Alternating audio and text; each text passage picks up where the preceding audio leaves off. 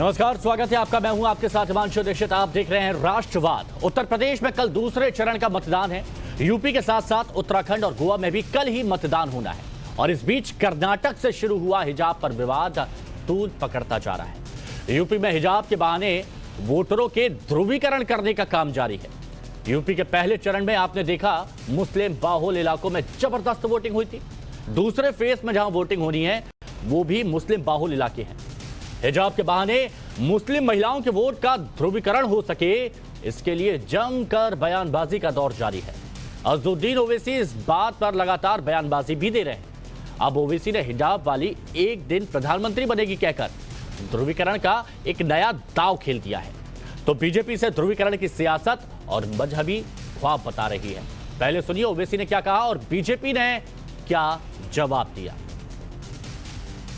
और हम अपनी बेटियों को इंशाअल्लाह ताला अगर वो ये फैसला करती है कि अब्बा अम्मी मैं हिजाब पहनूंगी, तो अब्बा अम्मी पहने बोलेंगे बेटा पहन, तुझे कौन रोकता हम देखेंगे इंशाअल्लाह। हिजाब निकाब पहनेंगे, कॉलेज को जाएंगे, डॉक्टर भी बनेंगे, कलेक्टर भी बनेंगे, एसडीएम भी बनेंगे, बिजनेसमैन भी बनेंगे। और एक दिन याद रखना तुम कांड की जनता, शायद मैं जिंदा नहीं रहूंगा, तुम देखना एक दिन इस देश की प्रधानमंत्री एक बच्ची हिजाब पहन के प्रधानमंत्री बनेगी। असदुद्दीन ओवैसी का ये मुगालता ही रहेगा। वो जहां एक तरफ मुस्लिम महिलाओं को लगातार पर्दे में रखना चाहते हैं, ये उनकी दकियानूसी, संकीर्ण और कट्टरपंथी सोच है। ओवैसी की इन बातों में अब मुस्लिम महिलाएं फंसने वाली नहीं है। ये कितने भी कट्टरपंथी मौलानाओं के कठमुल्लों के दबाव में इस तरह की बयानबाजी करके लोगों को भड़काने की कोशिश करते रहे, लेकिन अब इस तरह का कोई ध्रुवीकरण मजहबी आधार पर नहीं होगा। अब देश विकास के मुद्दे पर बात करेगा और विकास के मुद्दे पर ही चुनाव लड़े जाएंगे।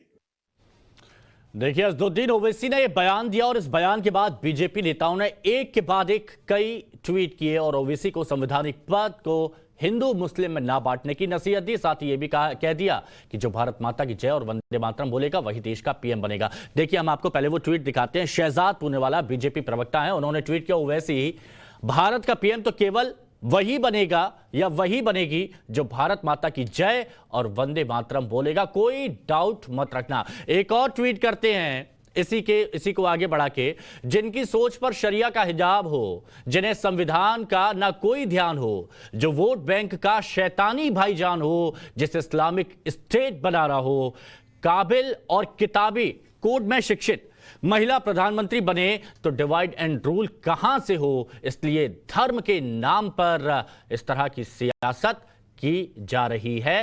ये ट्वीट किया गया शहजाद पूनेवाला की तरफ से। अब देखिए, कपिल मिश्रा ट्वीट करते हैं, ओवैसी मियां भारत में हिजाबी या नमाजी प्रधानमंत्री कभी नहीं बनेगा। यह हसीन सपने चार मीनार की दीवारों के अंदर ही टूट के बिखरे रह जाएंगे। और सुनवाते हैं क्या कहा। ओवैसी मियां का ये जो सपना है, हसीन सपना कि हिजाबी नमाजी ये कभी भारत के प्रधानमंत्री बनेंगे, मैं ये बताना चाहता हूँ ओवैसी मियां को कि कोई हिजाबी या नवाबी 7 जन्मों में भारत का प्रधानमंत्री ना बनने वाली ना बनने वाला। ये हसीन सपने चार मीनार की दीवारों के अंदर ही टूटकर बिखर जाएंगे, ये याद रखना। ये औरंगजेबी सपने, ये बाबरी ख्याल, ये चार मीनार की दीवारों से बाहर नहीं निकलने देंगे। और जहां तक मुस्लिम महिलाओं की आज़ादी की बात है ना, ये संसद में भेजना, प्रधानमंत्री का निवास में भेजना, पहले मस्जिद में भेजो मुस्लिम महिलाओं को हिजाब पहना के। मस्जिद में तो बैठाओ, अपने साथ नमाज पढ़ने का अधिकार तो दो। देखिए, शांत कोई नहीं बैठने वाला है। वहीं हिजाब पर केवल ओवैसी ही ध्रुवीकरण की राजनीति नहीं कर रहे हैं। मौलाना तौकीर रजा तो इस पूरे विवाद को बीजेपी और आरएसएस की साजिश बता रहे हैं। क्या ध्रुवीकरण के लिए ओवैसी और तौकीर ने सेटिंग कर ली है? सुनिए पहले तौकीर रजा का यह बयान। मैं बता रहा हूं, साजिश 100% साजिश। भाई, हिजाब के पीछे ये पहला वाकया नहीं है। कर्नाटक में पहला वाकया हो सकता है, लेकिन हिजाब के लिए तो एक ज़माने से ये लोग मुहिम चला रहे हैं। तो ये पाश्चात्य जो तरीके, अंग्रेज़ी लिबास, हमारी बेटी अगर बुर्के में है तो इन लोगों को बुर्के से परेशानी नहीं है। इन लोगों को हमारी बच्ची को ठीक तरह देख नहीं पा रहे, उसको निहार नहीं पा रहे हैं। वो चाहते हैं कि जीन्स पहन के वो जाए सड़कों पर। तो इस किस्म का वो तन्हा एक बच्ची को, ये तो बिल्कुल जंगल राज जैसा हो गया कि 50-60 कुत्ते एक शेर के पीछे लग गए, शेरनी के पीछे लग गए और उसको खौफजदा करने की कोशिश की। पर्दा हया का प्रतीक है, बेशर्मी बेहयाई से बचाता है।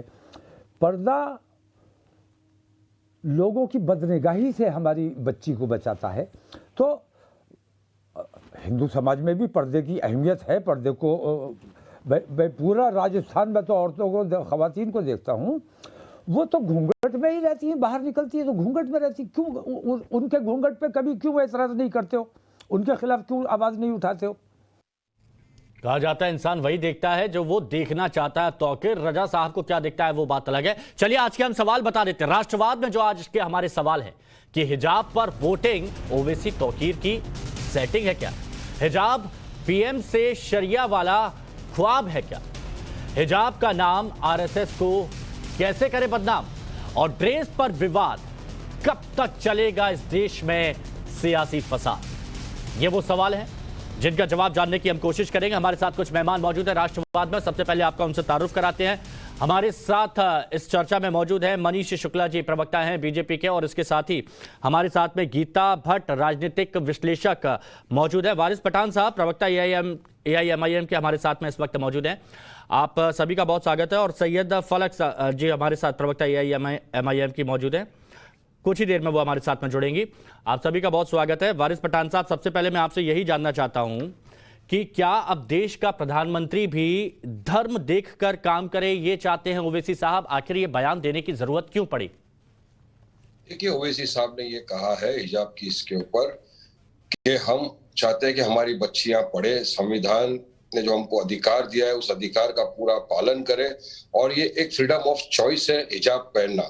तो हिजाब पहन के हम चाहते हैं हमारी बेटियां पढ़े लिखे, देश की अच्छी नागरिक बने, डॉक्टर बने, लॉयर बने, इंजीनियर बने, और इंशाअल्लाह ताला हिजाब पहन कर लड़की हमारी देश की प्रधानमंत्री भी बन सकती है।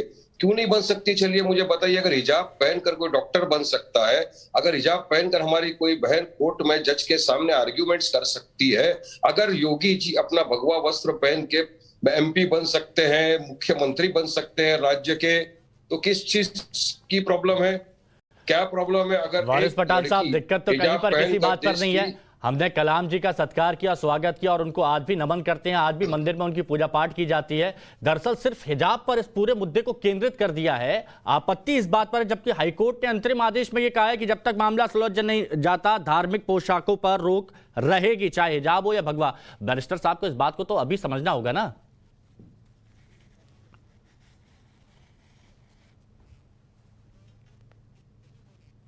ये क्या सवाल किया? मुझे आवाज नहीं आया सर आपका। नहीं वारिस पठान साहब, देखिए हमने कलाम जी को भी बहुत माना, प्रॉपर सम्मान दिया, और आज भी उनकी पूजा की जाती है, लेकिन हिजाब पर पूरे मुद्दे को केंद्रित कर दिया है। जबकि हाईकोर्ट का अंतरिम आदेश है, जब तक फैसला नहीं आ जाता तब तक धार्मिक पोशाकों पर रोक रहेगी। बैरिस्टर साहब को इतनी सी बात अभी समझनी होगी ना। देखिए, हिजाब की कंट्रोवर्सी किसने शुरू किया?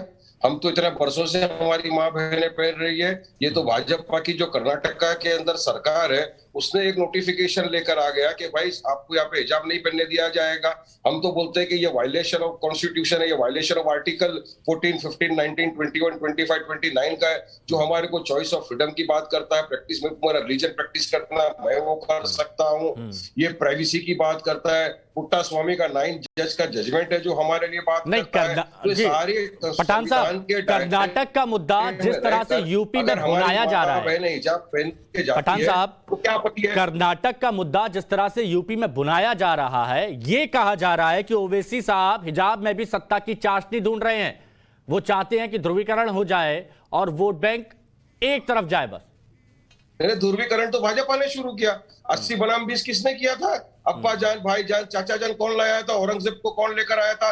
जिन्ना की राजनीति किसने शुरू किया था? हमारे देश के मुसलमानों को जिन्ना से क्या लेना देना? पाकिस्तान का बार बार नाम कौन लेता है? भाजपा वाले। क्योंकि भाजपा को समझ में आ गया है कि उनको 5 राज्य के अंदर हार मिलने वाली है। उनके पैरों तले जमीन खिसकती हुई उनको नजर आ रही है।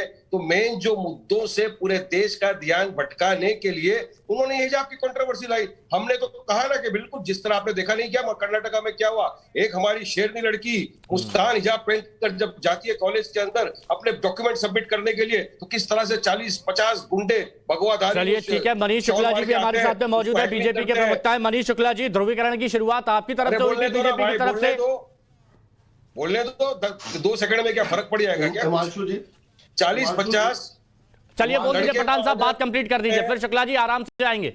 हाँ, 40-50 लड़के भगवा शाल पहनकर वहां पे आते हैं, उसके सामने चिल्लाते हैं, जेएसआर के नारे लगाते हैं, और हमारी बहादुर बच्ची हिजाब पहनी हुई वहां खड़े रहकर तकबीर अल्लाह अकबर के नारे लगाती है और चले जाती है वहां से। तो क्या हम उसको दिलेरी शेरनी नहीं बोलेंगे? तो ये सब चिरस्किता चालू किया। कहीं पर 5 लाख का इनाम घोषित कर दिया जाता है, प्रोत्साहित किया जाता है, जब इस मामले को शांत करना चाहिए। पठान साहब देखिए, आपत्ति किसी बात से नहीं है, लेकिन जब इस मामले पर संवेदनशीलता बरतनी चाहिए तब हमारे नेता यहाँ पर असंवेदनशील हो रहे हैं। आपत्ति मुझे सिर्फ इस बात से है। मनीष शुक्ला जी का रिएक्शन ले लेता हूं इस पर। मनीष शुक्ला जी, ये क्यों हो रहा है? क्या यूपी में ये माहौल फिजा में घोलने की कोशिश की जा रही है? देखिए हिमांशु जी, दरअसल ये विवाद नहीं, साजिश है। जिन लोगों को जनता की अदालत ने खारिज कर दिया है, वो लोग तमाम इस तरह के साजिश करते हैं जिससे देश का भी नाम बदनाम हो। पूरे देश में क्या नैरेटिव बनाया जा रहा है कि जैसे हिंदुस्तान में हिजाब पहनना बैन कर दिया गया हो। किसी भी संस्था, किसी भी इंस्टीट्यूट का अपना यूनिफॉर्म होता है। जिस अदालत में ये लोग न्याय मांगने गए हैं वहां का भी एक ड्रेस कोड है, वहां का भी यूनिफॉर्म है। उस यूनिफॉर्म को पहनकर ही अदालत में इनका वकील खड़ा होकर इसके लिए न्याय मांग रहा होगा। और जब अदालत ने कह दिया कि स्टे है, अरे अदालत में भी हमारी मुसलमान कितनी बहनें हैं जो हिजाब पहनकर जज के सामने खड़े रहती है और आर्ग्यूमेंट्स करती है। साहब आप आइए मेरे साथ मुंबई उच्च न्यायालय में। वारिस पठान साहब, आपने कहा था ना कि अभी कुछ देर और बोलने दो। वारिस पठान साहब, अभी आपने वक्त मांगा था, आपको वक्त दिया गया। अब शुक्ला जी की बात कंप्लीट हो जाए, आपको भी तो बोलने। कानून की दुहाई देकर सबसे ज्यादा संविधान और कानून तोड़ने का काम ओवैसी एंड ब्रदर्स करते हैं, वो कर रहे हैं। बीजेपी का काम है, वो बातें कह के अपनी बात को खत्म करूंगा। रोज संविधान के धज्जियां उड़ाने का काम तो आप ही का है सर। हम लोग संविधान के दायरे में रहकर इसका काम करते हैं। संविधान को तो माना है आपने, अगर संविधान को आप मानते तो इस तरह के नोटिफिकेशन नहीं निकालते। कल तो आप बोलेंगे कि वारिस पठान को क्या खाना चाहिए, क्या पहनना चाहिए, कहाँ घूमना चाहिए। वारिस पठान साहब, कितनी शांति से आपको सुना। देखिए यही चीज तो होती है कि अगर कोई किसी की बात को शांति से सुन ले तो फिर विवादी ना हो, क्योंकि आधी सुनी बातें ना खतरनाक हो जाती हैं। तो जरा सुन लेते हैं, फिर आप अपनी बात कंप्लीट कीजिए। लेने दीजिए। आप तो चाहे जो बोल रहे थे मैंने सुना। बोलिए बोलिए। आप गैर कानूनी बातें कर रहे थे वो भी मैंने सुना। अदालत की बात को मान लें ओवैसी जी कि बात स्टे है। अगर हिजाब इस्लाम का अनिवार्य अंग होगा तो अदालत जो फैसला देगी वो मानेगा, वो इंस्टीट्यूट भी मानेगा, वो स्कूल भी मानेगा। एक बात कह के मैं अपनी बात को खत्म करूंगा। बिल्कुल। देखिए इस पूरे प्रकरण में दो तीन मसले हैं। एक जो ट्रिपल तलाक से जो लोग आहत थे, ट्रिपल तलाक से जो पुरुषवादी लोग थे मुस्लिम समाज के, वो आहत थे। आज इसके बहाने अपना जो वो पूरा कर रहे हैं कि ट्रिपल तलाक से कैसे मुस्लिम महिलाएं आजाद हो गई थी, अब उनको हिजाब के पीछे ढकेल दो। कल कोई व्यक्ति आएगा कहेगा जालीदार टोपी पहन के मैं स्कूल आऊंगा, जालीदार टोपी पहन के मैं अदालत में आऊंगा और ये इस्लाम का अंग है। तो ऐसे देश नहीं चलेगा, शरीयत से नहीं चलेगा, देश संविधान से ही चलेगा। और सबने चाहे जितना वैसी पाल लें, लेकिन कानून का उल्लंघन और संविधान का उल्लंघन करेंगे। ठीक है, ठीक है। गीता भट्ट जी भी हमारे साथ है, राजनीतिक विश्लेषक है, मौजूद है। गीता भट्ट जी, जो ये पीएम को लेकर हिजाबी वाला बयान दिया गया है, हिजाबी पीएम का बयान, इस पर आपका रिएक्शन, और जो अभी वारिस पठान जी ने कहा उसका भी जवाब प्लीज। देखिए, मैं तो सबसे पहले ये कहना चाहूंगी कि इसको, ये जो हिजाब पहनने की जो ये कंट्रोवर्सी है, उसको जिस प्रकार से कुछ संगठनों ने, राजनीतिक संगठन और जो बाकी दूसरे संगठन है, उन्होंने जिस प्रकार से इसे कि ये शिक्षा, जो लड़कियों को, मुस्लिम लड़कियों को शिक्षा से वंचित रखने का जो प्रयास किया जा रहा है, उस पर मैं असउद्दीन ओवैसी जी से और उनके प्रवक्ता से एक काउंटर क्वेश्चन जरूर करना चाहूंगी कि जम्मू कश्मीर में जिस लड़की ने, जिस विद्यार्थी ने वहां 12वीं की परीक्षा में जिसने टॉप किया, मतलब 500 में से 499 अंक उस लड़की ने लिए, अरूसा परवेज, आज जब वो ये कह रही है कि मैं हिजाब नहीं पहनना चाहती, उसके समर्थन में क्या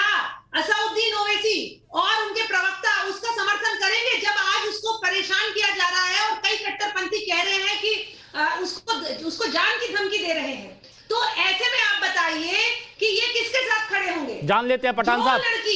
जो लड़की नहीं पहनना चाहती है, और ऐसा नहीं है, आप जितना जो बुद्धिजीवी, जो मुसलमान समाज के बुद्धिजीवी लोग हैं, उनमें से आप जिसकी भी प्रतिक्रिया देखिए, वो यही कह रहे हैं कि हिजाब कहीं ना तो इस्लाम से जुड़ा हुआ है और ना ही हमारे यहाँ किसी प्रकार की जो हमारे प्रचलन रहे हैं उनमें भी कहीं नहीं जुड़ा रहा है। ये तो जो अरब देश है उनमें वहां नहीं, देखिए आपकी बात का जवाब ले लेता हूं गीता भट्ट जी, लेकिन आपने कहा कि कहीं इसका जिक्र नहीं है। केरल के गवर्नर आरिफ मोहम्मद खान ने कल इसी मंच पर बात करते हुए बताया कि कुरान पाक में 7 जगह हिजाब का जिक्र है, लेकिन एक भी जगह नहीं बताया गया कि ये महिलाओं की पोशाक का हिस्सा है। चलिए इस पर भी हम बात करेंगे, लेकिन जो आपने जम्मू कश्मीर का मुद्दा उठाया, वारिस पठान साहब एक रिएक्शन जवाब दे दीजिए। देखिए जज साहब जरा आराम से मेरे को बोलने देंगे तो अच्छी बात होगी। मैं जूम पे हूं और लिंक कट रहा है बात नंबर 1, कुरान में चैप्टर 24 आयत नंबर 30 सूरह नूर में इसका जिक्र है कि ए मुमिन मुसलमानों, अपनी औरतों को पर्दा मतलब चस्टिटी उनकी बरकरार रखो, और आदमियों को यह कहा गया है कि आप अपनी नजर की हिफाजत करिए, यानी आप पर्दा करिए। और आदमी को पहली नजर अगर मेरी किसी औरत की तरफ पड़ गई तो माफ है, बार बार मैं देख रहा हूं तो माफी नहीं है। ये कुरान में लिखा गया, अभी इनको मालूम नहीं है तो ये कुछ भी आके अनाप शनाबियां बकते हैं। कुरान शरीफ के बारे में गलत बात करना अच्छी बात नहीं है। बात नंबर 2, भाई अभी आपको सुन लिया मैंने, मेरे को बोलने दो मुझे। गीता जी आपको क्या मालूम है कुरान शरीफ के बारे में? आप क्या बात कर रही है? मुसलमान नहीं क्या बताया आपको? जो बच्चियां पढ़ती हैं वो मुसलमान नहीं है, ये कहना चाह रहे हैं, क्योंकि वहाँ बैन पठान साहब तो क्यों बैन किया उन्होंने वहाँ? क्या बताया आपको? क्या मालूम है? आपको फोर्स कर रहे हैं क्या पढ़ने के लिए? आपको फोर्स कर रहे हैं क्या पढ़ने के लिए? आपकी मर्जी है पढ़ने के लिए, चॉइस क्या करेंगे? फ्रीडम ऑफ चॉइस का क्या करना चाहेंगे? चलिए बताइए मेरे को। बैन कर दिया। अरे चुप बैठो भाई, ऐसा डिबेट नहीं करता मैं। गीता भट्ट जी, उनका ये कहना है कि आपको क्या मालूम है इस्लाम के बारे में। गीता भट्ट जी वो ये कह रहे हैं आपको क्या मालूम है इस्लाम के बारे में, आपने पढ़ा है नहीं। लेकिन मुझे बताइए कि उनका पॉइंट क्लियर हो जाए ना एक बार, उनका एक बार पॉइंट क्लियर हो जाए। अगर वो ये कह रही है आपको रोकिए ना, एंकरिंग कर रहे हैं, क्या मजाक कर रहे हैं? उनका आवाज कम कर दीजिए। एक मिनट, इस्लाम से कुछ लेना देना, या तो आप सही है या वो सही है। ठीक है गीता जी, सही हो सकता है। कौन सही है इस पर डिटेल में बात करेंगे ना। 1 मिनट। हाँ पठान साहब देखिए, इनको कुछ पता नहीं है। यहाँ पे आके अगर ये कुरान शरीफ के बारे में उल्टी सीधी बात करेंगे, मैं इनको डेफामेशन का नोटिस डाल दूंगा, जेल में भेजूंगा इनको। कोई गलत अल्फाज इस्तेमाल नहीं करना चाहिए। गीता जी बोल रही है कोई दिक्कत नहीं है, उनकी बात भी सही है। हाँ बोलिए। हम तो चाहते हैं कि हमारी बच्चियां पढ़े लिखे, उनके सर अरे पे गीता जी, एक मिनट। डेफेमेशन नोटिस डाला है क्या? जिस संस्थान ने बैन करा है कि हमारे यहाँ कोई भी लड़की आप तिलक क्यों लगा दिए? पहन के नहीं आएगी, आप तिलक लगा दिए, आपको आपत्ति है क्या? नोटिस डाला है, ये बताइए पहले। आपकी बकवास बातों का मैं जवाब नहीं दूंगा। मुझे बताइए संविधान में कहाँ लिखा है कि हमको हिजाब नहीं पहनना चाहिए? कहाँ लिखा है? चलिए बताइए। फ्रीडम ऑफ स्पीच आपको मालूम है? फ्रीडम ऑफ एक्सप्रेशन मालूम है आपको? चॉइस ऑफ फ्रीडम मालूम है आपको? आपको पता है? कौन फोर्स करता है क्या? आपको किसी ने फोर्स किया कि आप इंडिया लगाइए, मंगलसूत्र पहनिए, माथे पे टीका लगाइए? कोई फोर्स कर रहा है क्या आपको? आपको कोई फोर्स कर रहा है क्या इस बात के लिए? कहाँ रोका जा रहा है बताइए ना, कहाँ रोका जा रहा है उन्हें? आप जहाँ मर्जी हिजाब पहन के जाइए। सुनिए। अरे यार ऐसा डिबेट नहीं होगा, ऐसा डिबेट। वारिस पठान साहब एक बात बताइए, चलिए इस पर तो बात होगी नहीं। लेकिन शिक्षा संस्थानों में आप शिक्षा संस्थान जिस प्रकार से चाहेंगे, जो रूल बुक में ठीक है गीता भट्ट जी, वारिस पठान साहब को आवाज नहीं आ रही थी, हमारे साथ इस वक्त वो नहीं जुड़े हुए हैं, लेकिन जो बात यहां पर उठी थी, मुद्दा यहां पर उठा था, उस पर भी हम लगातार बात करेंगे। आवाज आप बोलने देंगे लेकिन तो बात करेंगे ना। मैं आपसे बात करूंगा। इस दौरान एक बड़ी खबर आ रही है, वो भी आपको बता दें। गजवाए हिंद का सपना देखने वाले तालिबानी सोच के मजहबी उन्मादी ये बात गांठ बांध कर रख ले। इसको लेकर मुख्यमंत्री योगी आदित्यनाथ ने यह ट्वीट किया है और उन्होंने कहा है कि वो रहें या ना रहें, भारत शरीयत के हिसाब से नहीं, संविधान के हिसाब से ही चलेगा। आगे लिखते हैं जय श्री राम। यह मुख्यमंत्री योगी आदित्यनाथ का ट्वीट है। एक बार फिर आपको बता दें कि क्या लिखा है मुख्यमंत्री योगी आदित्यनाथ ने। गजवाए हिंद का सपना देखने वाले तालिबानी सोच के मजहबी उन्मादी ये बात गांठ बांध लें, वो रहें या ना रहें, भारत शरीयत के हिसाब से नहीं, संविधान के हिसाब से ही चलेगा। गजवाए हिंद का सपना देखने वाले, ये कोट किया है मुख्यमंत्री योगी आदित्यनाथ ने। इस वक्त की बड़ी खबर आपको बता रहे हैं लगातार, और इस पर हम बने रहेंगे। बड़ी खबर लगातार आपको बताते रहेंगे। फिलहाल अभी AIMIM के प्रवक्ता वारिस पठान साहब हमारे साथ फिलहाल अभी नहीं जुड़े हैं, लेकिन ये बड़ी खबर आपको बता रहे हैं कि हिजाब विवाद पर मुख्यमंत्री योगी आदित्यनाथ ने ये ट्वीट किया है। और हमारे साथ में जुड़े हुए हैं मौलाना साजिद रशीदी साहब।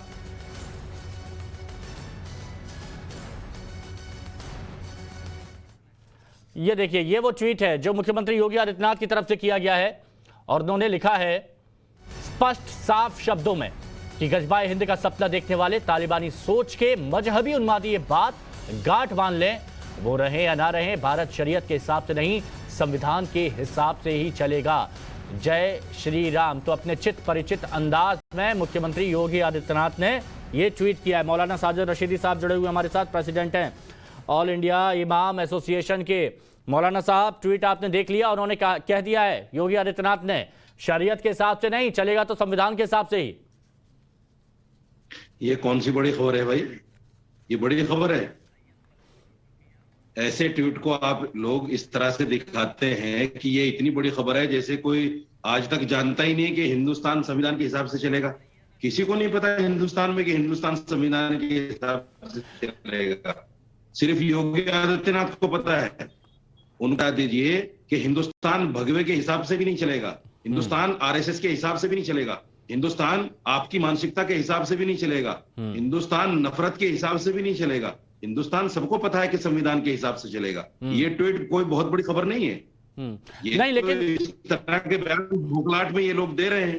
कर्नाटक में छात्रों का मामला हुआ, उसको बड़ा चढ़ाकर इस अंदाज में प्रदर्शित कर दिया गया कि आज पूरे देश में उसकी आंच फैल गई है।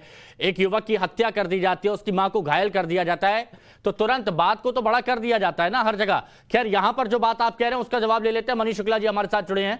मनीष जी बताइए, जवाब दीजिए। देखिए हिमांशु जी, ये दोहरे चरित्र के लोग हैं। जब कोई इस तरह, जब कोई सरकार इस तरह के आदेश देती है तो उसका विरोध करते हैं। जब बताइए इनको साथ हो जाए। पहले एक मिनट मौलाना साहब, पहले पूरी बात कंप्लीट होने दीजिएगा, उसके बाद अपनी बात रखिएगा। जब कोर्ट ने स्टे कर दिया है तो तब तक इस विषय पर क्यों इस तरह की बातें हो रही हैं? कोर्ट तय कर देगा कि इस्लाम का अनिवार्य अंग है हिजाब की नहीं है, उसके बाद जो भी फैसला देगा उसको मानना चाहिए। लेकिन ये लोग दोहरे चरित्र के लोग हैं। इनका काम है कि कानून को तोड़ना, संविधान का उल्लंघन करना और केवल दुहाई देना संविधान का। देखिए, लोग समझ चुके हैं। ये लोग वो लोग हैं जिनको ट्रिपल तलाक से बड़ी आपत्ति थी। ट्रिपल तलाक पर जब कानून आ रहा था तो ये लोग सारे चेहरे वही चेहरे हैं तो ट्रिपल तलाक के कानून का विरोध कर रहे थे। और इसपे ये मौलाना साहब सुनिए, एक एक करके अगर बात करेंगे ना, अभी आपकी बात अनसुनी हो जाएगी, तो जरा उनकी बात कंप्लीट हो जाने दीजिए, फिर आप अपनी बात तफसील से रखिएगा, सुनेंगे आपको। देखिए, जितने लोग इस कानून पर, इस विषय पर बोल रहे हैं, हाँ। ये सब वही चेहरे हैं जो ट्रिपल तलाक का जब कानून आ रहा था तो उसका विरोध कर रहे थे, अपने को आहत महसूस कर रहे हैं और अपनी भड़ास अब निकाल रहे हैं। मुस्लिम महिलाओं को पर्दे के पीछे भेजकर उनकी प्रगति को रोकना चाहते हैं। तो नरेंद्र मोदी जी ने शुरू किया कि मुस्लिम महिलाएं भी बराबरी के दर्जे पे रहे, वो भी हर क्षेत्र में आगे आए। उस मुहिम को रोकना चाहते हैं और ये मुस्लिम महिलाओं को, मुस्लिम लड़कियों को समझना पड़ेगा। ये कठमुल्ले, ये तमाम सैयदा फलक लोग हैं। जी मनीष शुक्ला जी, सैयदा फलक भी हमारे साथ प्रवक्ता है AIMIM की। सैयदा फलक जी, ये बताइए कि उत्तर प्रदेश में चुनाव हैं, दूसरे चरण में मुस्लिम बड़ी आबादी है, तो सीधे सीधे मतदाताओं को बता क्यों नहीं देते कि धर्म के नाम पर भड़काना चाहते हैं ओवैसी, और इस तरह की बयानबाजी यहाँ पर की जा रही है? आखिर वो कौन होते हैं ये बताने वाले कि प्रधानमंत्री क्या पहनेंगे? एक सेकंड, धर्म के नाम पर कौन पॉलिटिक्स कर रहा है भाई? हिजाब बैन किसने किया? जय श्री राम के नारे किसने लगाया? अच्छा, ओवैसी जी ने हिजाब बैन किया। आप नहीं चाहते कि हिजाब बैन हो जाए? मनीष शुक्ला जी, क्या नाम है आपको बता दें। ओवैसी धर्म की राजनीति कर रहे हैं। अच्छा, तो आपके सीएम ने उत्तर प्रदेश में ये बयान क्यों दे दिया कि जो है देश संविधान से चलेगा, शरिया से नहीं चलेगा? पहली बात तो ना, देश तो संविधान से ही चलेगा ना सैयदा फलक जी, देश तो संविधान से ही चलता है ना। मुझे बोलने तो दीजिए। देश बिल्कुल संविधान से चलेगा। तो उनका जो स्टेटमेंट है ना, मुझे तो नहीं समझ नहीं आया, आप लोग को शायद समझ नहीं आया होगा, क्योंकि हम ये नहीं बोल रहे कि हिंदू भी, मुस्लिम भी और हिंदू, सिख, ईसाई पूरे शरिया लॉ से चलेंगे। सिर्फ मुसलमान का जो मजहबी मसले हैं वो शरिया से चलेगा, क्यों? जो कि हमारे संविधान में है, देश संविधान से ही चलेगा और हमारे संविधान में है कि हम हमारे शरिया लॉ को फॉलो करें। तो उनका स्टेटमेंट क्या है? पहली बात तो मुझे समझ में नहीं आया, आप बोलिए मुझे। आपको उनका स्टेटमेंट समझ में नहीं आया? उन्होंने स्पष्ट शब्दों में कहा है, सुनिए सईदा फलकी, एक बात फिर से बता देता हूं।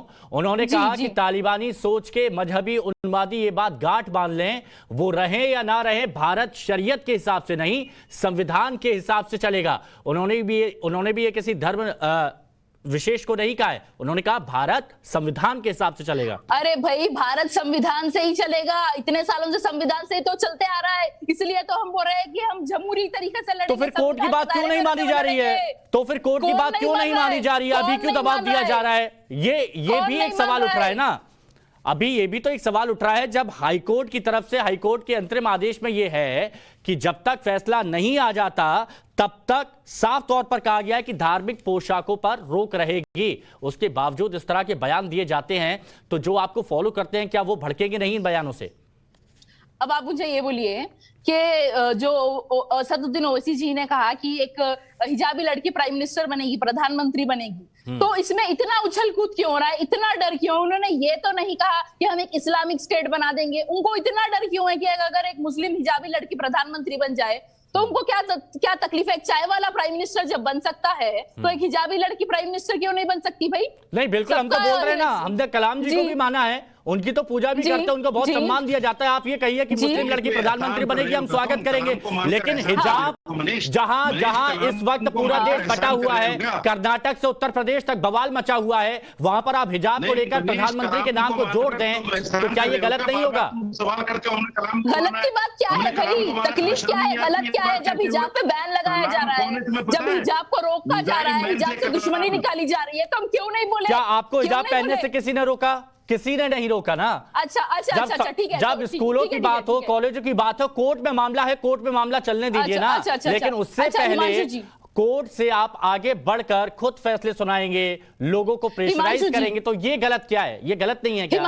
हिमांशु जी, अगर ये खाली स्कूल कोड या स्कूल यूनिफॉर्म की बात है तो कर्नाटक का हुकूमत ये क्यों चाहती है कि पूरे स्कूल कॉलेजेस में, मतलब देखिए, मुझे जहां तक पता है खाली स्कूल का यूनिफॉर्म होता है या कुछ चंद इंटरमीडिएट कॉलेजेस का होता है, डिग्री और पीजी कॉलेजेस में तो यूनिफॉर्म नहीं होता है। तो कर्नाटक का हुकूमत पूरे एजुकेशनल इंस्टीट्यूशंस यानी कि डिग्री और पीजी, उसमें भी क्यों बैन लगाना चाहती है? मुझे बताइए, आप कोर्ट में कानूनी लड़ाई लड़ रही है ना, आप कोर्ट में कानूनी लड़ाई लड़ रही है ना, तो कोर्ट का इंतजार करेंगे कि नहीं करेंगे, लेकिन उससे पहले ही पूरा माहौल बना के चुनावों में इसका इस्तेमाल किया जाए, ये सही है कि नहीं है? क्योंकि बहुत सारे लोग हैं जो आपको मानते हैं, जो ओवैसी को मानते हैं, लेकिन जब इस तरह से बयान दिए जाते हैं माहौल बिगड़ता है कि नहीं? कल ही का मामला है सैयद जी, कौन बिगाड़ रहा है? कल ही का मामला है कि एक भीड़ जाती है, एक दीपक नाम के युवक की हत्या कर दी जाती है, उसकी मां उसे बचाने आती है तो उसको भी चाकू मार के घायल कर दिया जाता है, अस्पताल में भर्ती है। क्यों? क्योंकि वहां पर इस तरह के बयानों से माहौल भड़क गया। नहीं, माहौल कौन बिगाड़ रहा है? अब ये देख लीजिए, इसकी शुरुआत किसने की? कौन फूट डाल रहा है? कौन देश को बांट रहा है? कौन नाइंसाफी कर रहा है? नाइंसाफी के खिलाफ हम क्यों नहीं बोलेंगे? कोई तर्क देगा तो सुनिए मेरी बात, आपकी बात का जवाब सैयद फलक जी, आपकी बात का जवाब गीता भट्ट जी से भी लूंगा, मनीष शुक्ला जी से भी लूंगा, लेकिन अब गीता भट्ट जी से मैं जान लेता हूं उनके सवालों का जवाब भी, और भड़काने की कोशिश कौन कर रहा है, राजनीति कौन कर रहा है, बरगला कौन रहा है? देखिए हिमांशु जी, दो तीन बातें जो है स्पष्ट है बिल्कुल। पहली बात तो भारत में हम एक लोकतंत्र है, हम एक फंक्शनल डेमोक्रेसी है और यहाँ हर व्यक्ति को खाने पीने पहनने की पूरी आजादी है, पूरी छूट है। लेकिन जब आप शिक्षा संस्थानों की बात करते हैं, और मैं सईदा जी से भी ये प्रार्थना करूंगी कि कृपया इस बात पर ध्यान दें, जब आप शिक्षा संस्थानों की बात करते हैं, वहां जिस प्रकार का जो शिक्षा संस्थान जो नियम बनाएगा, उस नियम के हिसाब से वहां आने वाले विद्यार्थियों को वैसी ही पोशाक पहननी पड़ेगी और उसी प्रकार से चलना पड़ेगा। अगर आपको इस विषय में कोई आपत्ति है तो आप ऐसे किसी भी संस्थान में जहां जा सकते हैं, जहां आपको लगता है कि इस प्रकार से ही हम अपने कपड़े पहन के आए, तो वहां आपको एंटरटेन किया जाएगा। दूसरी बात ये कि आपको यहाँ देखिए, बार बार जो है इस तरह से जो प्रोजेक्शन किया जा रहा है कि पढ़ाई करने से रोका जा रहा है लड़कियों को, मुस्लिम लड़कियों को, लेकिन अगर आप जो ये कोर्ट में जो आर्ग्यूमेंट हिजाब पहनने के समर्थन में जो व्यक्ति दे रहे हैं, अगर आप उनका बैकग्राउंड देखें, देवदत्त कामत जी वो कांग्रेस के बहुत बड़े नेता हैं, उत्तर प्रदेश वहां पुण्य प्रभारी बनाया गया है, और वो किस प्रकार की दलील वहां दे रहे हैं। मुझे तो बड़ा दुख हुआ ये सुन के उनकी दलीलें। वहां वो दलील ये दे रहे हैं कि जो लड़की जिसकी माहवारी शुरू हो जाती है, ये ऐसा हदीस में लिखा है, और कि उसके बाद उसको किसी भी पराये पुरुष को अपने हाथ और चेहरा नहीं दिखाया देना चाहिए। 21वीं शताब्दी में इस प्रकार की दलील अगर कोर्ट में दी जा रही है, और आप शिक्षा के लिए देखिए, रूढ़िवादी और कट्टरपंथी हर समाज में थी जहां महिलाओं के ऊपर रोक लगाने का प्रयास किया गया, लेकिन दुख की बात यह है कि मुस्लिम समाज में समाज सुधारकों की बड़े लंबे समय तक कमी रही, और इसी का यह कारण है कि 3 तलाक जैसी कुप्रथा से 21वीं शताब्दी में आके उन्हें छूट मिली, जब सुप्रीम कोर्ट में मुस्लिम समाज की लड़की पीड़ित महिलाओं ने जाके गुहार लगाई। ठीक है, और आज ठीक है, ये कोर्ट की हियरिंग की बात की जा रही है मौलाना साहब की, कोर्ट में क्या रखा गया है, अपनी तरफ से इन्होंने नहीं बोला है।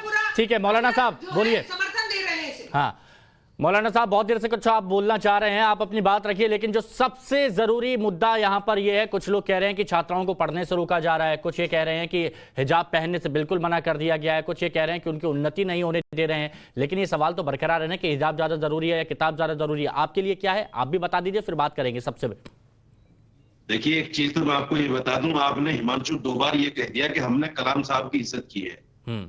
आपने कोई एहसान नहीं किया कलाम साहब पर इज्जत करके। कलाम साहब हिंदुस्तान के वो रत्न हैं जो किसी किसी को मौका मिलता है हिंदुस्तान का ऐसा रत्न बनने का। कलाम साहब ने मिसाइल दिया हिंदुस्तान को। कलाम साहब कोई मामूली आदमी नहीं, आपका एहसान नहीं उनके नहीं नहीं, तो ये एहसान वाली बात भी नहीं है। ये जो दिल, देखिए ये दिखावे वाली बात नेता बखूबी करते होंगे, जो नेता हैं जिन्होंने ठेका ले रखा है वो लोग करते होंगे। सुनिए, लेकिन ये बात बहुत जरूरी है जो आपने कही है, ये दिखावे वाली बात वो लोग करते होंगे जो नेता हैं या फिर जिन्होंने ठेका ले रखा है। जो दिल से सम्मान करता है, इज्जत करता है, वो कहीं पर कहने से चूकता नहीं है। मैं करता हूं। बात पूरी क्यों नहीं करने देते भाई आप? नहीं बोलिए, लेकिन आप जिस तरह से बोल रहे हैं उसका जवाब देना जरूरी था मौलाना साहब। लगती है जब मैं सच बात बोलता हूं। आप सुनिए ना, दूसरी बात सुनिए, गीता जी को पूछिए, जिस पार्टी से, जिस तंजीम से जुड़ी हुई है आरएसएस से, उनका जो संविधान है मनुस्मृति है। मनुस्मृति में दलितों को, शूद्रों को, क्षत्रियों को क्या कुछ कहा गया है और उनकी हैसियत क्या है इनके नजरिए में, वो कहाँ है? देखो इनको मिर्ची लगेगी, इनको मिर्ची लगेगी। अब इन दोनों को मिर्ची लगेगी, बीजेपी आरएसएस वालों को दोनों को मिर्ची लगेगी। गीता जी, क्योंकि इनकी पोल खुल रही है। गीता जी अभी ये कह देंगे कि बोलने का मौका नहीं दिया जाता। सुनिए गीता जी, गीता जी, गीता जी, मौलाना साहब को बोलने दीजिए, वरना अभी वो कह देंगे कि हमारी आवाज दबाने की कोशिश की जा रही है, यहाँ पर भी हमें बोलने से रोका जा रहा है, हमारा हक हमसे छीना जा रहा है। राष्ट्रवाद की बात है, बोलिए। क्या गोलू वालकर ने आरएसएस की थ्योरी में हिंदुस्तान को ये संविधान देने की बात कही है कि नहीं कही है? क्या आरएसएस के लोग हिंदुस्तान के अंदर ये संविधान लाना चाहते हैं कि नहीं लाना चाहते हैं? गीता जी ईमानदारी के साथ बताइए। आप, ये देश हिंदुस्तान जो है ये संविधान से चलेगा, ये मनुस्मृति से नहीं चलेगा, ये मनुस्मृति से नहीं चलेगा, और ये देश जो है भगवा कलर से भी नहीं चलेगा। आप देखिएगा यूपी में जिस तरह से भगवा कलर साफ होगा और उसके बाद में दूसरे स्टेटों में साफ होगा, आपकी आंखें खुली रह जाएंगी, आपको पता चल जाएगा कि ये देश संविधान से ही चलेगा। हम बार बार कहते हैं इस बात को, योगी जी ने आज ट्वीट किया है, हम बार बार इस बात को कहते हैं कि देश संविधान से चलेगा, भगवा से नहीं चलेगा, आरएसएस की मानसिकता से नहीं चलेगा, मनुस्मृति से नहीं चलेगा, ये देश वाकई संविधान से चलेगा। इसको गांठ बांध लीजिए आप भी। अच्छा मौलाना साहब, इस बात को अच्छी तरह सुन लें, मौलाना साहब गांठ बांध लें इस बात को। मौलाना साहब एक बात बताइए, नहीं चलेगा, ये देश संविधान से चलेगा। मौलाना साहब, लोगों को मनुस्मृति लानी है, आप शुरुआत से अगर जुड़े हुए हैं राष्ट्रवाद में मेरे साथ, मौलाना साहब वो श्रीलंका चले, सुनिए, अगर आप शुरुआत से राष्ट्रवाद में मेरे साथ जुड़े हुए हैं, सुन पा रहे हैं आप मौलाना साहब, अगर आप शुरुआत से राष्ट्रवाद में मेरे साथ जुड़े हैं तो आपने देखा होगा कि तौकीर रजा साहब ने क्या बयान दिया था। तौकीर रजा साहब ने क्या बयान दिया था, राष्ट्रवाद अच्छी तरह पता है। मैं उसी राष्ट्रवाद की बात करता हूं जो राष्ट्रवाद मनुस्मृति लाना चाहता है देश के अंदर। मैं क्या बात कर रहा हूं? तौकीर रजा साहब ने जो बयान दिया था, क्या आपको लगता है वो बयान सही है कि हमारी बेटियों को, तौकीर रजा साहब कहते हैं कि लड़के जो हैं वो हमारी बेटियों को देखना चाहते हैं, ये जो लड़के हैं ये हमारी बेटियों को देखना चाहते हैं, इसीलिए इनको हिजाब से आपत्ति है। क्या बुरा कहा तौकीर रजा ने? नहीं, मतलब ये तो वो है ना कि कौन क्या इंसान वही देखता है जो वो देखना चाहता है। तौकीर रजा साहब पता नहीं किस सोच में साथ रहती है, पर्दे के साथ रहती है। तौकीर रजा साहब वही है ना पर्दे में भाई, कि तौकीर रजा साहब क्या परेशानी है पर्दे में? ये नहीं, तौकीर रजा साहब वही है ना जो पहले कहते थे कि एक इशारे पर भारत का नक्शा बदल देंगे। मिर्ची लग रही है भाई, उनको करने दीजिए पर्दा। मेरे देश के संविधान ने कहा है मुझे। मौलाना साहब, एक तरीका होता है बात करने का। संविधान ने मुझे कहा, आप जो मौलाना साहब आप जो कह रहे हैं ना कि कलाम जी को इज्जत बख्श के, सुनिए, आप जो कह रहे हैं ना कलाम जी को इज्जत बख्श के कोई एहसान नहीं किया। मैं एक चीज कहना चाहता हूं, सुनिए, उनका नाम लेने के लिए मैं क्या कह रहा हूं, सुनिए मैं क्या कह रहा हूं। अगर उनसे थोड़ा सा कुछ सीख लेते आप लोग, अगर उनसे थोड़ा सा कुछ सीख लेते कि बात कैसे रखी जाती है, प्रेम भाव कैसे रखा जाता है, तो शायद आज ये नौबत नहीं आती है। शायद आज ये नौबत नहीं आती अगर उनसे ये सीख लिया जाता कि कैसे प्रेम सद्भाव से बात रखी जाती है। एक तरीका होता है अपनी बात रखने का। कलाम का नाम अपनी ज़बान से मत लीजिए। अब आपको उनके नाम से भी आपत्ति हो गई, राष्ट्रवाद के नाम पर ढोंग अब आपको उनके नाम से भी आपत्ति हो गई। मैं तो उनका संदेश आप तक पहुंचा रहा हूं, उनका संदेश बताने की कोशिश कर रहा हूं कि प्रेम सद्भाव भी कुछ होता है। बार कलाम को मनीष शुक्ला जी जवाब दीजिए प्लीज। मुसलमान है इसलिए। देखिए हिमांशु जी, दरअसल ये बौखलाहट है कटमुल्लों। ट्रिपल तलाक का कानून पास हो गया, ये कुछ नहीं कर पाए। अब मुस्लिम बेटियां कैसे पर्दे के पीछे फिर से चली जाए, ये बौखलाहट है इनकी। ये तो कसाब और ऐसे लोगों के प्रेमी हैं। ये कलाम जी को कैसे याद कर सकते? आपने नाम लिया तो उनका नाम रटने लगे। कभी भी मैंने डिबेट में कलाम जी को आदर करते इन लोगों को नहीं सुना। बहुत डिबेट हमने सुनी भी है और देखी भी है इनकी, तो कलाम जी को आदर करते नहीं देखा।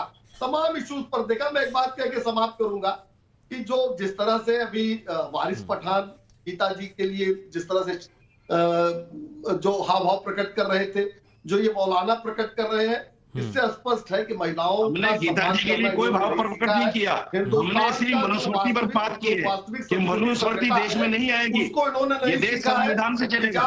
हिजाब हमने गीता जी को कुछ नहीं कहा है। लड़कियों की प्रगति को रोकना चाहते हैं ये।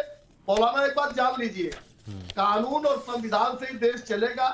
कल कोई स्कूल में जाके कहे जालीदार टोपी, बिल्कुल आप भी जान लीजिए, भगवा से ये देश नहीं चलेगा। पे खड़ा होके कहे भगवा से 5 साल आपने देश को चलाया है, अब ये देश नहीं चलेगा उस भगवा से। भगवा का वक्त लग गया। और जो अब योगी जी गए देश प्रदेश से, जो राजनीतिक अब योगी जी प्रदेश से गए, भगवा का दिन लग गया है। इस शब्द से समझ में आ गया योगी जी गए जो कह रहे हैं, इससे समझ में आ गया कि क्या राजनीतिक उद्देश्य आप लोगों का है। जनता सुन रही है, जनता जवाब देगी। जनता बिल्कुल सुन रही है। जनता ने तो जनता ने पहले चरण में भी सुना है, जनता कल भी सुनेगी आपको। जनता पार्टी और जनता ने आपको पिछले 2014 से जनता सुन रही है आपको। नैरेटिव सेट करने का प्रयास जनता आपको सुन रही, तभी तो नकार रही है, संविधान और तभी नकार रही है आपको जनता। अगर आपको जनता नहीं सुनती तो नकारने का नंबर नहीं आता। आपकी जो हैसियत है देश में नफरत फैलाना, देश में हिंदू मुस्लिम कराना, पाकिस्तान और तालिबान की बात करना, इसके अलावा आपके पास बोलने के लिए कुछ है ही नहीं। विकास के नाम पर कुछ नहीं है। इतना बड़ा घोटाला आपने कर लिया। 5 करोड़ 38 लाख 5 करोड़ 38 लाख हजार करोड़ का घोटाला आपने कर लिया है बैंकों के अंदर। वो कौन देगा? देश का ठीक है, और सारी चीजों को बेच लिया आपने। आप एक चीज ऐसी बताइए जो हमारे देखिए तौकीर रजा साहब नजर आ रहे हैं। हिंदुस्तान में क्या बेचना चाहती है आप देश में? सैयद फलक जी तौकीर रजा के बयान को आप सही बताएंगी जो उन्होंने दिया? जनता आपको देख रही है। मौलाना साहब कह रहे हैं क्या गलत है, लेकिन बात करने का एक तरीका होता है, अपनी बात रखने का एक अंदाज होता है। और ये कहा जाता है कि उर्दू में तो और प्रेम से रखी जाती है बात, लेकिन जो कहा गया क्या वो सही है? अब मुझे बोलने का मौका देंगे, बीच में कोई नहीं बोलेंगे प्लीज प्लीज। बार बार हम ना ये बात हम ये डिबेट्स में टॉपिक बिल्कुल डाइवर्ट कर दे रहे हैं। हम एक गलत ट्रैक पे जा रहे हैं। देखिए बात एक झूठी फैलाई जा रही है कि हम बोल रहे हैं कि हम school dress, school uniformity follow नहीं करेंगे। हम बोल रहे हैं कि हम स्कूल ड्रेस, स्कूल कोड सब यूनिफॉर्मिटी सब मेंटेन करेंगे। सिर्फ एक हेड्स का ऐड करना है जो कि जरूरी है, और जरूरी अगर वो इस्लाम में है तो वो जरूर इंशाल्लाह मुझे यकीन है कोर्ट में प्रूफ होगा। इंशाल्लाह हमें उम्मीद है जो भी कोर्ट का फैसला आएगा वो देखा जाएगा। दूसरी बात, क्या हिजाब के साथ पगड़ी भी बैन होने वाली है? अगर पगड़ी बैन होने वाली है तो वो गलत बात है। ये मुसलमानों के खिलाफ भी डिस्क्रिमिनेशन है, सिखों के खिलाफ भी है, बहुत गलत है। अरे रुक जाइए ना, वही तो वहाँ अगर बैन नहीं होगी, अगर बैन नहीं होगी तो ये सिर्फ मुसलमानों के खिलाफ डिस्क्रिमिनेशन। सैयद फलक जी, एक सेकंड सैयद फलक जी, कोर्ट में जो आप लोग दलील देंगे, आपको अपनी दलीलों पर भरोसा नहीं है क्या? प्लीज, जो दलीलें आप लोग देंगे कोर्ट पर, उस पर भरोसा नहीं है क्या? उस पर तो भरोसा रखिए। मैंने अभी तो आपको बताया कि मुझे उम्मीद है इंशाल्लाह कोर्ट के फैसले की आप वेट कर रहे हैं। दूसरी बात, मुझे भारतीय जनता पार्टी जो है ना, फिलहाल ये बीच में नहीं बोलेंगे, भारतीय जनता पार्टी फिलहाल मुझे भारतीय कंफ्यूज पार्टी लग रही है। क्यों? मैं आपको बोलती हूँ, एक तरफ ये बोल रहे हैं कि खाली हम स्कूल में यूनिफॉर्मिटी की, स्कूल ड्रेस की बात कर रहे हैं। एक सेकेंड रुक जाइए, फिर इतना क्यों बवाल मचा रहे हो? हमने, अरे प्लीज रुक जाइए ना, आपको डर है क्या? आपको डर लग रहा है जो मैं बात करने वाली हूँ? रुक जाइए। अरे भाई, और कच्चा मेरे बोलने के बाद मनीष शुक्ला जी, आप मेरे बोलने के बाद बोल लीजिए प्लीज। प्लीज मनीष शुक्ला जी, होने के बाद बोलिए, हक मत छीनिए, प्लीज रुक जाइए। भारतीय कंफ्यूज पार्टी इसलिए लग रही है क्योंकि एक तरफ ये बोल रहे हैं कि हम खाली स्कूल में यूनिफॉर्मिटी की, स्कूल ड्रेस की बात कर रहे हैं, ठीक है। दूसरी बात, फिर दूसरी तरफ ये लोग हर डिबेट में हर जगह बोल रहे हैं कि हिजाब गलत है, हिजाब का 21st सेंचुरी में पहनना चाहिए, हिजाब तो महिलाओं को पीछे करता है। मतलब आप बोलना क्या चाहते हैं? एक बात स्पष्ट, मैं एक बात स्पष्ट कहना चाहता हूँ क्या? एक मिनट सैयदा जी, मैं देखिए ये बात यहाँ पर स्पष्ट होनी चाहिए, ये बात यहाँ पर स्पष्ट होनी चाहिए, क्योंकि बहुत लोग अलग अलग तरीके से इस मुद्दे को बनाते आए हैं। मनीष शुक्ला जी, क्या हिजाब का विरोध है या फिर सिर्फ शैक्षणिक संस्थाओं में इसकी बात हो रही है? देखिए, हम कौन है विरोध करने वाले? किसी भी संस्था का अपना ड्रेस कोड होता है। मुझे कंप्लीट करने दीजिए। किसी भी स्कूल, कॉलेज, यूनिवर्सिटी, संस्था, सेना, पुलिस, सबका अपना अपना यूनिफॉर्म है। वो उस संस्था के नियम और कानून के अनुसार होना चाहिए। आप हिजाब नहीं, त्रिपाल पहन लीजिए, या आप नहीं, कोई भी पहन सकता है। जिसको जो पहनना हो पहन सकता है। प्रियंका जी ने तो और भी यूनिफॉर्म बताए हैं, ड्रेस बताए हैं अपने, वो भी पहन सकता है। हम कौन है रोकने वाले? लेकिन जहां यूनिफॉर्म लागू है, और यूनिफॉर्म इसलिए लागू होता है कि सब बच्चे समान दिखे, चेंज हो रहा है, अब स्टेटमेंट चेंज हो रहा है। सैयदा जी सुनिए, सबसे पहले सैयदा जी, जो सबसे पहले आपने कहा कि इनको हिजाब से आपत्ति है, बीजेपी की तरफ से शुक्ला जी कह रहे हैं कि हिजाब से आपत्ति नहीं है, बस स्कूल में यूनिफॉर्म इसीलिए क्योंकि वहां पर अगर हिंदू, मुस्लिम, सिख, ईसाई या फिर कोई भी बच्चे हैं तो वो ऐसा लगता है कि वो सभी एक समान हैं, एक बराबर हैं, और वो छात्र हैं, वो वहां शिक्षा अर्जित करने जा रहे हैं, बटे हुए नहीं है। ये मुद्दा होना चाहिए ना। अच्छा, फिर पगड़ी भी बैन नहीं करेंगे बोल के बोल रहे, पगड़ी जरूरी है तो हिजाब भी जरूरी है। और अगर हिजाब जरूरी है तो हमारे पास ये आप लोग दलील, हमारे पास प्रूफ है, हमारे पास प्रूफ है। सैयदा जी, कल जरूरी है इस्लाम में। सैयदा जी सुनिए, इसका भी जवाब दे दें। आरिफ मोहम्मद खान साहब केरल के राज्यपाल हैं। अब आप कहेंगे कि उनकी बात सही नहीं है। उन्होंने कहा कि इस्लाम में 5 चीजें ही जरूरी है और इसमें हिजाब नहीं है। कलमा है, इबादत है, जकात है, हज है, ये उन्होंने बताया। अब हालांकि इसमें सिर्फ 5 ऐसे कहीं नहीं है कि सिर्फ 5 चीजें जरूरी है। उन्होंने इस बात का जिक्र किया कि 7 जगह हिजाब का जिक्र है। देखिए, मैं ये नहीं कह रहा हूं, अच्छा वो मैड है, वो मैड है। तो ऐसा क्यों है कि जो भारत के मुसलमान हैं वो अगर सुने तो आरिफ मोहम्मद खान साहब को नहीं सुने, वो सुने तो सिर्फ और सिर्फ सैयदा फलक जी को सुने, वो सुने तो सिर्फ जो आपके मौलाना तौकीर है उनको सुने। ऐसा क्यों? नहीं, हिंदुस्तान के मुसलमान शरिया लॉ के हिसाब से जाएंगे और हर हिंदुस्तान का सच्चा मुसलमान जो है ना वो यही बोलेगा कि ये सच्चा और झूठा परिभाषित कौन करेगा? क्या वो आप करेंगी या कोर्ट करेगा? कौन करेगा? आप कहते हैं कि नहीं, आपकी नजर में जो एक राज्य के राज्यपाल हैं आरिफ मोहम्मद खान साहब, आप उनको मैड बोलती हैं। आप बोलती हैं कि वो मैडमैन है, बिल्कुल मैड है। आप उनको मैड बोलती हैं। अच्छा, वो मैड है। और जो भारत को बांटने के बयान देते हैं उनको इस्लाम के बारे में पता नहीं है, वो बिल्कुल सही है। उनको इस्लाम के बारे में पता नहीं है। अगर उनको मुझे ये बताइए, अगर वो मैडमैन है तो क्या फिर मौलाना तौकीर रजा जिन्होंने कहा कि एक इशारे पर भारत का नक्शा बदल जाएगा, क्या वो सही है? अरे देखिए, आप मुझे ये बोलिए, आप बताइए ना, क्या वो सही है? क्या तौकीर रजा साहब सही है? 5 पिलर्स ऑफ इस्लाम है, खाली तौकीर रजा साहब सही है कि नहीं है? ये बताइए, जो भारत को बांटने की बात कहते हैं, आप ये बताइए वो सही है कि नहीं? आप उनको, अरे देखिए, यूटर्न मत लीजिए, तो सीधा गलत बात स्पष्ट है। जवाब इस्लाम के दीजिए, बारे में गलत अगर statements आपकी नहीं नजर दे में सकते। आरिफ मोहम्मद खान साहब सच्चे मुसलमान नहीं है तो तौकीर रजा साहब जो भारत को बांटने की बात करते हैं, नक्शा बदलने की बात करते हैं, क्या वो सच्चे हैं? भारत को बांटने की बात बिल्कुल भी नहीं करना चाहिए। जवाब देता भारत हूं, इसका हिंदू मैं जवाब मुस्लिम देता सिख ईसाई सबके लिए है। भारत को बांटने की बात कोई नहीं कर रहा है। हिमांशु, मैं सिर्फ जवाब 30 देता हूं। सेकंड है मौलाना साहब प्लीज। हाँ 30 सेकंड है प्लीज। हिमांशु, मैं जवाब देता हूं। 30 सेकंड है प्लीज। हाँ मौलाना साहब। देखिए, इस्लाम की जो 5 चीजें बताई हैं आरिफ खान साहब ने, वो इस्लाम के बुनियादी सुतून हैं। कुरान में जो चीज हुक्म दी गई है वही शरीयत है, और कुरान में पर्दे का हुक्म है। आरिफ मोहम्मद खान साहब को शायद नहीं पता। देखिए मैं तो बस यही कहूंगा कि बहुत अजीब लगता है कि जब धार्मिक भावनाओं को राजनीतिक हथियार बनाया जाता है, जो आज के वक्त पर देखा जा रहा है। धार्मिक भावनाओं को राजनीतिक हथियार नहीं बनाना चाहिए, चाहे वो कोई भी राजनीतिक दल हो, क्योंकि भावनाएं इंसान की भड़कती हैं तो बहुत कुछ गलत हो जाता है। बहुत शुक्रिया। देखिए राष्ट्रवाद में वक्त कम है, विराम लगाना हो चर्चा को। बहुत शुक्रिया आप सभी का हमारे साथ यहां पर जुड़ने के लिए। तो राष्ट्रवाद में फिलहाल अभी के लिए इतना ही, दीजिए इजाजत, नमस्कार।